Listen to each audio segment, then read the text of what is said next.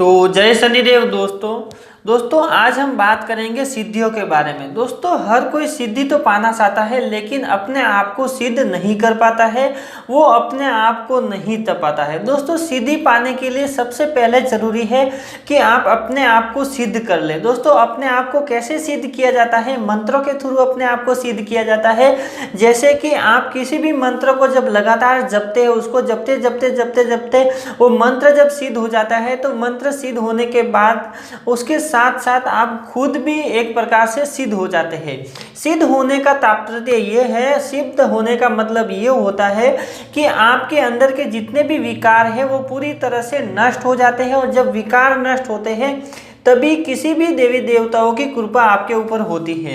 ऐसा नहीं है कि आप भगवान को रोज याद कर रहे, उनको दीपक अगरबत्ती पूजा पाठ जाप धम सब वगैरह सारे चीज़ें कर रहे हैं, लेकिन आप जब पूजा पाठ करते हैं तभी उधर वहीं तक सीमित रहते हैं। लेकिन जब आप इस दुनिया में जाते हैं तो दुनिया में आप बहुत सारे ऐसे बुरे काम करते हैं, जैसे कि किसी को लूटना, ठगना, या कोई भी अगर आपका बिजनेस है तो उसमें चोरी चकारी, झूठ बोलना, किसी को गाली गलौज करना, ज़्यादा अहंकार रखना, मैं बन के रहना, ऐसे यानी कि ये सारे जो अवगुण रहते हैं, ये सारे अवगुण जब तक आपके अंदर विद्यमान रहते हैं तब तक आपको किसी भी प्रकार की कोई भी सिद्धि प्रताप प्राप्त नहीं होती है। दोस्तों इसके लिए ये जो मंत्र जाप है, कहा जाता है कि जब आप साधना करते हैं तो किसी भी देवी देवताओं की जब आप साधना करते हैं 21 दिन की 51 दिन की, तो उस साधना में एक्चुअल में होता क्या है?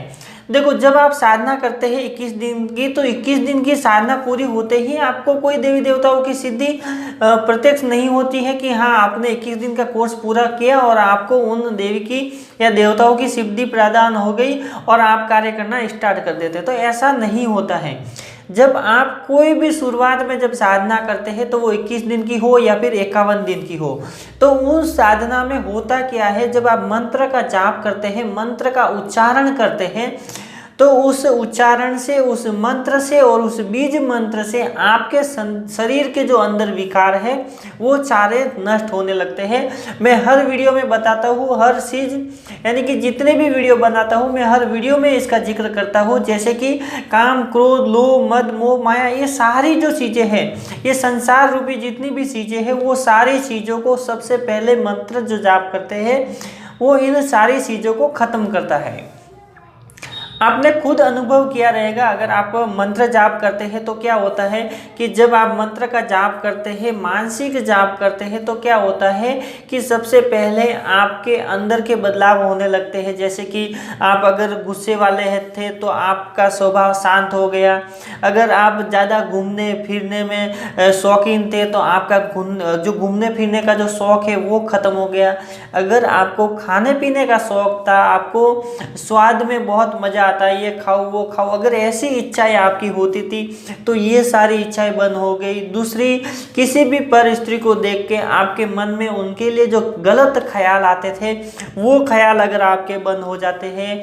अगर आपको धन कमाने की बहुत लोभ, यानी कि आपके अंदर बहुत सारा लोभ है कि कैसे भी करके पैसा कमाओ, चाहे वो उल्टे तरीके से हो, चाहे झूठ बोलना पड़े, चाहे किसी को मारना पड़े, किसी को धोखा देना पड़े, अगर ये आपकी चाहत है तो वो पूरी तरह से बंद हो जाती है कि आप एक अच्छे इंसान बन जाते हैं।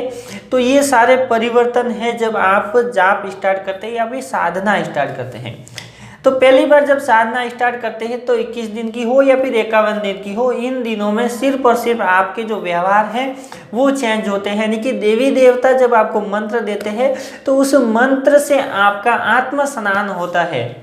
यानी कि आप अपने शरीर को तो स्वस्थ रखते हैं लेकिन अपने आत्मा को स्वस्थ कैसे रखना है उसके लिए ही ये मंत्र दिया गया है, उसके लिए ही ये बीज मंत्र होता है और उसके लिए ही आपको उस बीज मंत्र का उच्चारण करने के लिए, सही से उच्चारण करने के लिए कहा जाता है।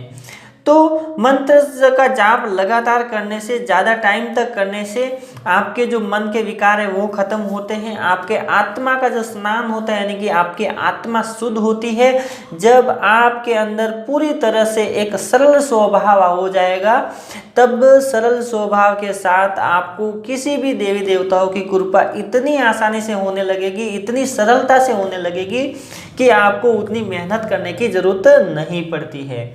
तभी तो दोस्तों जब एक सिद्धि प्रदान होती है तो दूसरी सिद्धि आपको ऑटोमेटिकली मिलने लगती है। यानी कि आप एक सिद्धि के लिए एक सिद्धि जब आपको मिलती है और उससे आप कार्य करते हैं तो आपके स्वभाव वंश, आपके व्यवहार को देख के यानी कि आपके नेचर को देखते हुए जो बाकी की जो सिद्धियां हैं वो अट्रैक्ट होती है। यानी कि अट्रैक्ट कहाँ पे होती है? जहाँ पे पॉजिटिविटी ज़्यादा होती है। जो इंसान सच्चा है हमेशा ही खुद का बुरा हो जाएगा चलेगा, लेकिन दूसरे का बुरा नहीं करेगा। अगर ऐसे स्वभाव का जो व्यक्ति होता है, ऐसे व्यक्तियों को जो देवी देवताओं की सिद्धियाँ है वो ऑटोमेटिकली ही मिलने जाती है। उनको भक्ति या फिर उसके ऊपर कोई साधना वगैरह करने की ज़रूरत नहीं पड़ती है। तो दोस्तों ऐसे बहुत सारे आपने भगत देखे रहेंगे जो कि उनके पिताजी उनके घर के अंदर कोई मंदिर रहता है, उनके पिताजी पूजा पाठ करते हैं, तो वो एक उनके जो वो छोटा बच्चा रहता है वो बचपन से लेके यानी कि बचपन से ही पूजा पाठ में उनकी सेवा वगैरह करता है। तो ऐसे में सेवा करते करते ही उनको देवी देवताओं की सवारी आने लगती है, उनको सिद्धियाँ प्रदान हो जाती हैं और उन्हें उसका आभास भी नहीं होता है। तो ऐसे क्या होता है कि जब वो सेवा करते हैं तो सेवा करते करते उसके अंदर एक सेवा भाव आ जाता है, जो कि भगवान के प्रति तो करते ही हैं, दूसरे व्यक्ति जो भी रहते हैं, जो संसार के जितने भी व्यक्ति हैं, उनके चाहे दोस्त हो, भाई हो, बहन हो या अड़ोस पड़ोस के जितने भी लोग हैं, उन सभी लोगों में उनको एक भगवान का रूप दिखाई देता है। वो इसी कारण से सबको एक समान मानता है। और जब ऐसी समानता किसी के अंदर आ जाती है तो आपको देवी देवताओं की सिद्धियां मिलने में समय नहीं लगता है।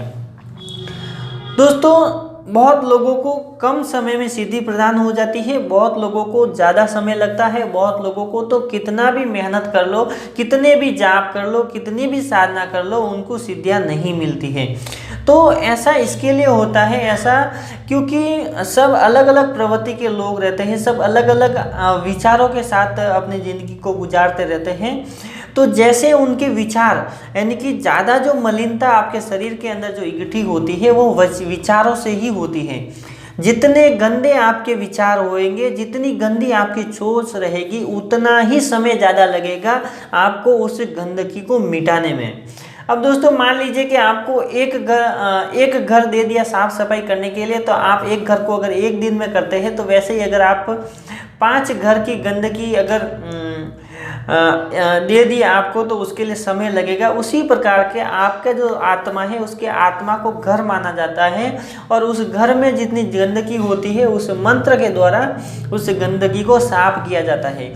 जब तक आपके अंदर की जो मन की जो गंदगी है वो साफ नहीं होगी, सीधा सा है कि मलिनता जब तक आपके शरीर से साफ नहीं होगी तब तक आपको आगे प्रोग्रेस नहीं होगा, आपको आगे बढ़ने में समय लगेगा।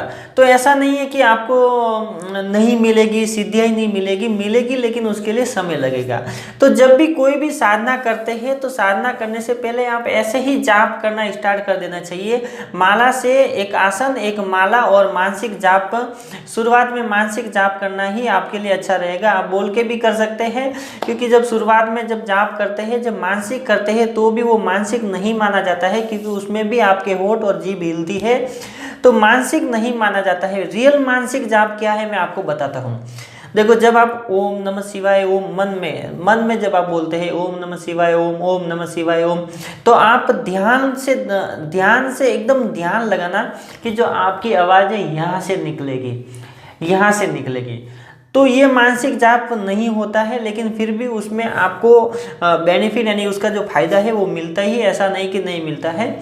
लेकिन दिल से आवाज़ निकलती है, एक दिल से आप किसी भी भगवान का मंत्र का लगा दीजिए अपने मोबाइल में और ईयरफोन को लगा दीजिए कान में, और फिर सिर्फ उस मंत्र को सुनिए। उस मंत्र को सुनते सुनते आपकी आत्मा उस मंत्र के साथ में यानी कि बोलना स्टार्ट करेगी।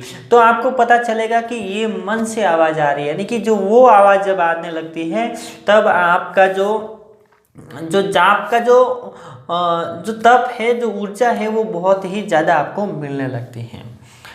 तो दोस्तों, जब भी आप सिद्धि पाना चाहते हैं, सिद्धियां अगर आप करना चाहते हैं, तो उसके लिए अपने आप को तपाना पड़ता है।